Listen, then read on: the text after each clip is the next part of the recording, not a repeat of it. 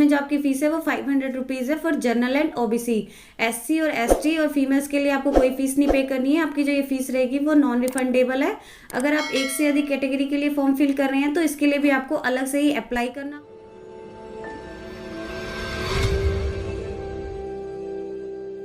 Hello friends, welcome to my channel. तो आज हम बात करेंगे CSIR institute of microbial technology की तरफ से जो नया नोटिफिकेशन जारी किया गया है ग्रुप 2 और ग्रुप 3 की वैकेंसीज के लिए। इसमें जो आपको टोटल 21 वैकेंसी रिलीज की गई हैं, जिसके अप्लाई की लास्ट डेट होगी वो 15 जुलाई तक रहेगी। अब हम बात करेंगे ग्रुप 3 की पोस्ट के बारे में, जिसमें जो आपकी पहली पोस्ट है वो टेक्निकल असिस्टेंट की होगी, जिसमें टोटल 3 वैकेंसी है। एक है एसटी के लिए, एक है ओबीसी के लिए और एक है अनरिजर्व कैटेगरी के लिए। इसमें आपका जो पे स्केल होगा वो 35,400 से लेकर 1,12,400 तक होगा। इसमें जो आपकी मैक्सिमम एज है वो 28 साल तक होनी चाहिए। और इसमें जो क्वालिफिकेशन मांगी गई है वो आपकी BSc होनी चाहिए फर्स्ट क्लास में। और उसके अलावा आपके पास एक्सपीरियंस होना चाहिए 1 ईयर का microbiology, chemistry, industrial chemistry, biochemistry, biotechnology, chemical science, वो भी एक रिकॉग्नाइज्ड ऑर्गेनाइजेशन से होना चाहिए। इसके अलावा आपका जो वहाँ पर वर्क रहेगा वो लेबोरेटरी वर्क रहेगा।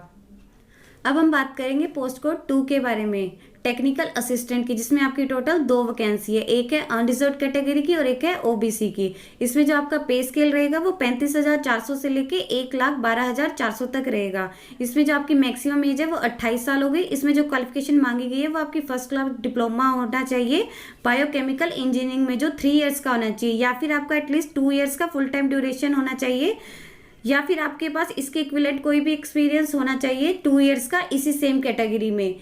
इसके अलावा हम इसके वर्क के बारे में बात करेंगे। इसमें आपका जो वर्क होगा वो लेबोरेटरी वर्क ही होगा। अब हम बात करेंगे पोस्ट कोड 3 के बारे में, टेक्निकल असिस्टेंट। इसमें आपकी एक ही वैकेंसी है अनरिजर्व कैटेगरी की। अब हम इसके पे स्केल के बात करेंगे। इसमें आपका जो पे स्केल रहेगा वो 35,400 से लेके 1,12,400 तक रहेगा। इसमें आपकी जो मैक्सिमम एज है वो 28 साल ही है। अब इसके हम असेंशियल एजुकेशनल क्वालिफिकेशन या एक्सपीरियंस के बारे में बात करेंगे। इसमें आपका जो है फर्स्ट क्लास डिप्लोमा आना चाहिए इंस्ट्रूमेंटेशन इंजीनियरिंग टेक्नोलॉजी में, वो जो फुल टाइम 3 ईयर्स का होना चाहिए, या फिर उसके अलावा आपके पास 2 ईयर्स का डिप्लोमा होना चाहिए और उसके साथ ही आपके पास 2 ईयर्स का एक्सपीरियंस भी होना चाहिए। इसके अलावा हम इसके वर्क के बारे में बात करेंगे। इसमें जो आपका वर्क रहेगा वो इलेक्ट्रिकल इंजीनियरिंग और इंस्ट्रूमेंटेशन इंजीनियरिंग से रिलेटेड रहेगा। अब हम बात करेंगे पोस्ट कोड 4 के बारे में, जूनियर इंजीनियर इलेक्ट्रिकल की। इसमें आपकी एक ही पोस्ट है अनरिजर्व कैटेगरी की। इसमें आपकी जो सैलरी रहेगी वो 35,400 से लेके 1,12,400 तक रहेगी।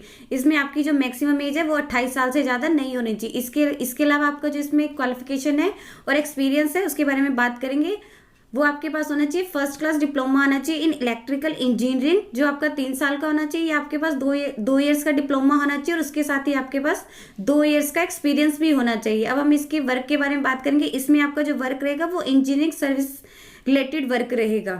5th आपकी है technician, refrigerator and air condition mechanic की। इसमें आपकी एक ही पोस्ट है अनरिजर्व कैटेगरी की। इसमें आपका जो सैलरी पैकेज है वो 19,900 से लेके 63,200 के बीच रहेगा। इसमें जो मैक्सिमम एज लिमिट दी गई है वो 28 साल है।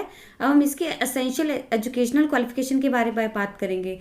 वो आपकी होनी चाहिए या तो सेकेंडरी स्कूल से होनी चाहिए सर्टिफिकेट, या आपके पास 10th का सर्टिफिकेट होना चाहिए जो इसमें आपके साइंस हो विथ 55% मार्क्स के साथ, प्लस आपका ITI का सर्टिफिकेट होना चाहिए, या आपके पास 2 ईयर्स का एक्सपीरियंस होना चाहिए, या नेशनल स्टेट ट्रेड सर्टिफिकेट होना चाहिए, या आपके पास 2 ईयर्स का फुल टाइम एक्सपीरियंस होना चाहिए एज एन अप्रेंटिस ट्रेनिंग का फ्रॉम अ रिकॉग्नाइज्ड इंस्टीट्यूशन होना चाहिए जो रेफ्रिजरेटर या AC मैकेनिकल ट्रेड का हो। इसके अलावा हम इसकी डिजायरेबल क्वालिफिकेशन के बारे में बात करेंगे। इसमें आपका 1 ईयर्स का अप्रेंटिसशिप होनी चाहिए रेफ्रिजरेटर एंड एयर कंडीशनिंग की मैकेनिक ट्रेड में, या फिर आपके पास 1 ईयर का एक्सपीरियंस होना चाहिए operation and maintenance of central AC plant में। अब हम इसकी जॉब रिस्पॉन्सिबिलिटीज के बारे में बात करेंगे, जो है operation and maintenance of central air conditioning plant, water coolers, refrigerator, room air conditioners and small air conditioners and cold storage plants etcetera. 6th आपकी है टेक्नीशियन की, जो इंफॉर्मेशन टेक्नोलॉजी एंड मेंटेनेंस में है। इसमें जो आपकी पोस्ट है वो एक ही है अनरिजर्व कैटेगरी की। इसमें जो आपका सैलरी पैकेज रहेगा वो 19,900 से लेके 63,200 के बीच रहेगा। इसमें जो आपकी मैक्सिमम एज है वो 28 साल से ज़्यादा नहीं होनी चाहिए। इसमें जो आपकी क्वालिफिकेशन है वो सीनियर सेकेंडरी सर्टिफिकेट, और आपकी जो 10th है उसमें 55% मार्क्स होने चाहिए साइंस के साथ, प्लस आपके पास ITI का सर्टिफिकेट होना चाहिए या कोई 2 साल का एक्सपीरियंस होना चाहिए इन द रेलिवेंट फील्ड में। अब इसकी हम डिजायरेबल क्वालिफिकेशन के बारे में बात करेंगे। आपकी जो है इलेक्ट्रॉनिक सर्किट को रीड करने की एबिलिटी होनी चाहिए, आपके पास सीसीटीवी सिस्टम को मेंटेन करने का नॉलेज होने चाहिए, और इसके अलावा इसमें जो आपका वर्क रहेगा वो कंप्यूटर ऑपरेटिंग सिस्टम इंस्टॉलेशन और मेंटेनेंस वर्क रहेगा।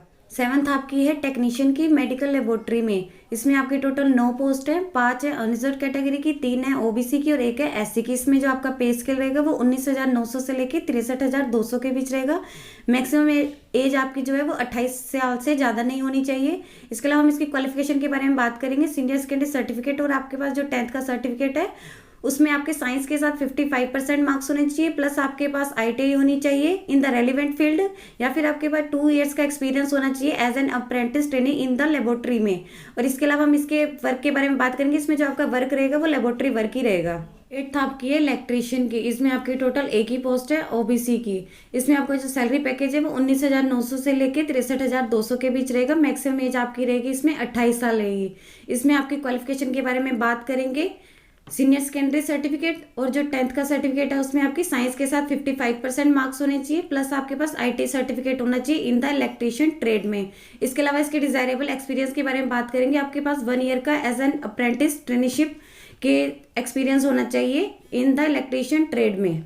9th आपकी है फिटर की। इसमें आपकी एक ही वैकेंसी है SC/HH में। इसमें आपका जो सैलरी पैकेज है वो 19,900 से लेके 63,200 के बीच रहेगा। मैक्सिमम एज रहेगी 28 साल। इसकी जो एसेंशियल क्वालिफिकेशन है आपके पास सीनियर सेकेंडरी सर्टिफिकेट और आपके पास 10th के सर्टिफिकेट में साइंस के साथ 55% मार्क्स होने चाहिए, प्लस आपके पास जो है वो ITI होनी चाहिए इन as a fitter trade.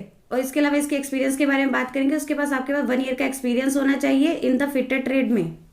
10th आपकी है टेक्नीशियन की। इसमें आपकी एक ही पोस्ट है, वो आपकी अनरिजर्व कैटेगरी की। आपका जो सैलरी पैकेज है वो 19,900 से लेके 63,200 के बीच रहेगा। मैक्सिमम एज इसमें आपकी 28 साल होनी चाहिए। इसकी अब हम क्वालिफिकेशन के बारे में बात करेंगे। सीनियर सेकेंडरी सर्टिफिकेट और आपके पास जो 10th है उसमें साइंस के साथ 55% मार्क्स होने चाहिए, प्लस आपके पास या तो ITI होनी चाहिए या फिर नेशनल ट्रेड सर्टिफिकेट होना चाहिए, या 2 इयर्स का आपके पास फुल टाइम एक्सपीरियंस होना चाहिए in mechanic cum operator electronic communication system में। इसके अलावा हम इसकी डिजायरेबल क्वालिफिकेशन के बारे में बात करेंगे। इसमें आपके पास repairing, maintenance, operation, installation and testing of telecommunication switching equipment की आपके पास नॉलेज होनी चाहिए। अब हम इसकी फीस के बारे में बताएंगे। इसमें जो आपकी फीस है वो 500 रुपीज़ है for general and OBC. SC और ST और फीमेल्स के लिए आपको कोई फीस नहीं पे करनी है। आपकी जो ये फीस रहेगी वो नॉन रिफंडेबल है। अगर आप एक से अधिक कैटेगरी के लिए फॉर्म फिल कर रहे हैं तो इसके लिए भी आपको अलग से ही अप्लाई करना होगा और उसकी जो फीस है वो भी आपको अलग से ही भरनी होगी। अब हम बात करेंगे कि इसे अप्लाई कैसे करना है। इसके जो अप्लाई करने का मोड होगा वो ऑनलाइन ही होगा। अगर आप किसी और मोड से अप्लाई करते हैं तो वो इसके लिए वैलिड नहीं होगा, और आपको जो इसको अप्लाई करना है वो इसकी ऑफिशियल वेबसाइट से ही अप्लाई करना है। इसके अप्लाई की जो लास्ट डेट है वो आपकी 15 जुलाई तक है। और इसके अलावा अगर आपके पास कोई वैलिड ईमेल आईडी नहीं है तो आपको पहले वो क्रिएट करनी होगी, जिस पे आपकी सारी की सारी इन्फॉर्मेशन है वो आपको एक वैलिड ईमेल आईडी पर ही दी जाएगी। और इसमें आपको जो है लेटेस्ट कलर्ड फोटो चाहिए होंगी, और जो सिग्नेचर और आपकी कलर्ड फोटो है वो बिल्कुल क्लियर होने चाहिए। अगर वो नहीं होते तो जो आपका फॉर्म है वो रिजेक्टेड हो जाएगा। इसमें जो आपकी एज और एक्सपीरियंस है वो फॉर्म के रिसिप्ट के जो है लास्ट डेट तक ही काउंट किया जाएगा। अब हम बात करेंगे एज रिलैक्सेशन की। इसमें जो SC और ST कैंडिडेट्स को 5 साल की रिलैक्सेशन दी जाएगी, OBC कैंडिडेट्स को 3 साल की रिलैक्सेशन दी जाएगी, और जो फिजिकली हैंडीकैप हैं उन्हें 10 साल की रिलैक्सेशन दी जाएगी। और अगर वो फिजिकल हैंडीकैप SC और ST कैटेगरी से हैं तो उन्हें 15 साल की रिलैक्सेशन दी जाएगी। अगर वो OBC कैटेगरी से उन्हें 13 साल की रिलैक्सेशन दी जाएगी।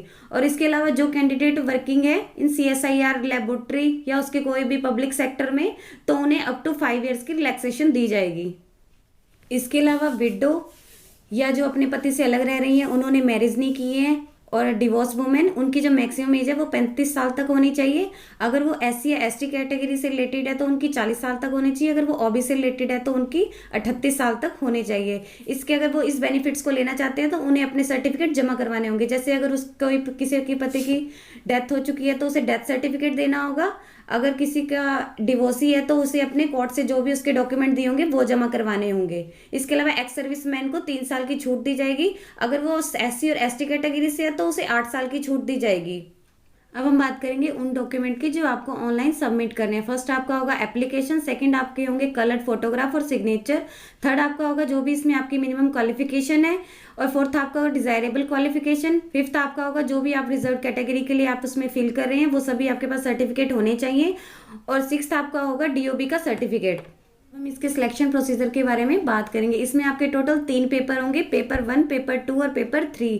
पेपर 1 जो कैंडिडेट क्रॉस करेगा उन्हें पेपर 2 और 3 के लिए बुलाया जाएगा, और जो मेरिट लिस्ट है वो आपकी पेपर 2 और जो पेपर 3 में कैंडिडेट ने मार्क्स लिए होंगे उसी के आधार पर ही तैयार की जाएगी। यदि आपको और अधिक इन्फॉर्मेशन चाहिए तो आप इसकी वेबसाइट पर जाकर चेक कर सकते हैं, जिसका लिंक मैं आपको डिस्क्रिप्शन बॉक्स में डाल दूंगी। यदि आपको इस वीडियो से रिलेटेड कोई भी क्वेरी है तो आप मुझे कमेंट सेक्शन में लिखकर बता सकते हैं, और अधिक जानकारी के लिए आप हमारे यूट्यूब चैनल को सब्सक्राइब कीजिए। यदि आपको ये वीडियो अच्छी लगी हो तो प्लीज़ लाइक एंड शेयर।